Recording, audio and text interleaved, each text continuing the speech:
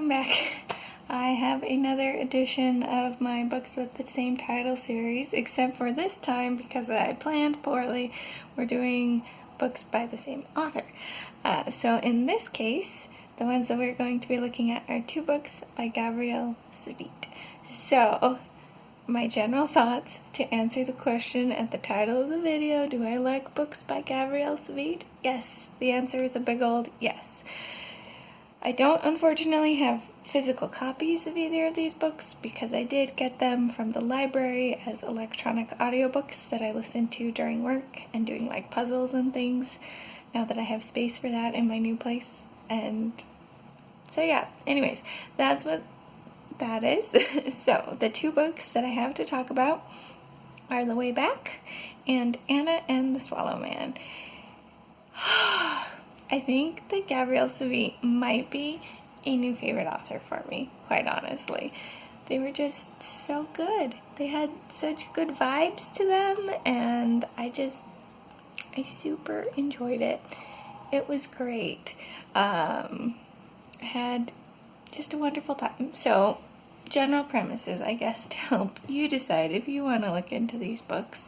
The Way Back is about presumably Jewish children.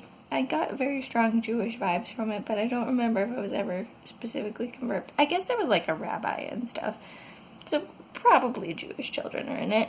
And they have some encounters with death and demons, and essentially what the way back part of it is referring to, or at least what I took it to refer to, is they end up in the world of the dead while still alive, and they have to figure out how to get back to the world of the living. And it was just a magical, fascinating adventure. I don't know if it's super like specific mythology to anything within Jewish culture or any of like their religious type stuff that goes on there. The demons and stuff, some of them did have names that seemed semi-familiar, being like a Christian, and that there's some basis of Christianity and Judaism that like cross over, so some of that seemed familiar, but I don't know how specifically any of it was related to anything. But it was fabulous. I loved it so much. The characters in it were very unique and fascinating. I loved the kids that we were following through the whole story. The demons were a fascinating little bunch. Just all kinds of weird and wacky creatures. Death is a character in this book, which I'm always a fan of. I love Death as a character books, so just for that it probably would have won some praise.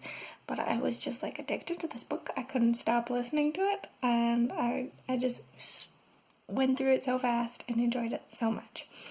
Then after I had finished that, I was like, oh, I liked that experience so much. Let's see if he's got anything else. And my library had Anna and the Swallow Man as well. This one is a slightly different vein. There are some mildly fantasy elements to it, but overall it's a historical fiction taking place during World War II. Again, it does have relationships to Judaism. Again, the characters don't know are specifically defined as Jews. The Swallow Man in particular, we get hints at his background, but we're never really told what his background is. And then Anna, I think she's Jewish, but she was like 7 at the start of the story and doesn't have much concept of those things. And her father gets taken by the Nazis, and the context that the story gave for that makes it seem like he was also Jewish, but I'm not positive. I'd have to go back and review that a little, I think, to know for sure. But in any case, that's kind of the context that goes on there. The story opens with her father being taken away, and she's being babysat by one of her dad's friends. Her dad is like a professor and has all these professor friends that she's used to kind of being shuttled around with, either with her father and they'll go have fun conversations with them, or he'll kind of leave them to watch over her if he's got like work meetings or whatever going on during the day that he can't have her around. So it seems like just a typical day to her, but then her dad doesn't come back, and then she's locked out of her apartment, and then she ends up sitting outside the place where she was originally left because the person who her father originally left her with is like, you can't stay here any longer. And so she's like, this is the last place I know of that my father could have looked for me. And then she meets the Swallow Man. Loved it so much. This was one of the most fascinating characters that I've ever met. As I said, we don't get a lot of things confirmed about him, but especially being an adult reading it in comparison to Anna's character as a child, the hints are provided, but Anna as a child doesn't know how to connect all the dots, whereas us as a reader, if you're a little bit older and have a little more worldly experience, can connect a lot of the dots in his story. And it's so sweet. So to get into mildly spoilery things, just to kind of express why I loved this story, Anna meets the Swallow Man. She's sitting outside on the street staring at the shop where she had been left and can't go back into now. And the Swallow Man sees her, they have a brief conversation, he gives her a little cookie, and then he makes this comment that she should do her best not to be seen, because she said that her dad is gone. And he's like, do your best not to be seen. And she takes this as like a challenge to play like a hide-and-seek kind of game and to follow him, which who knows if that's what the Swallow Man meant by it or not. But she follows him outside of the city. They're in a field. She's following him, and someone, presumably like a Nazi or something, with a dog seems to be tracking him, and Anna sees the man that has the dog, but the Swallow Man doesn't.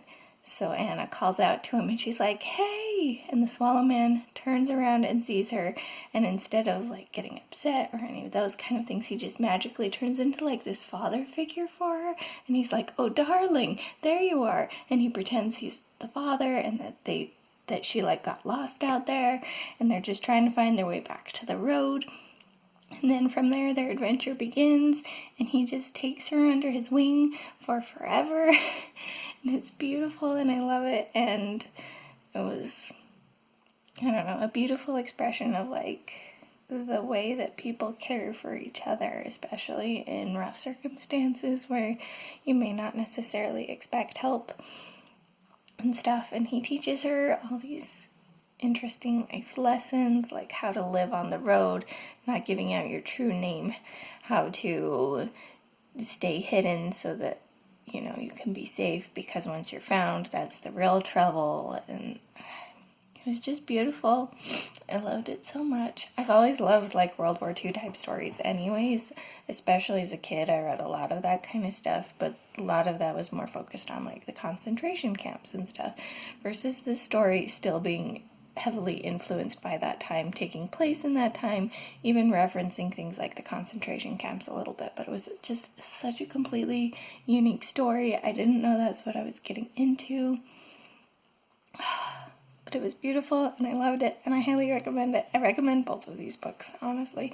The Way Back, again, was a really interesting discussion of like death, and had all this fun mythology and demons and things. So if you're looking for more of a fantastical adventure, I'd say that'd be the way to go.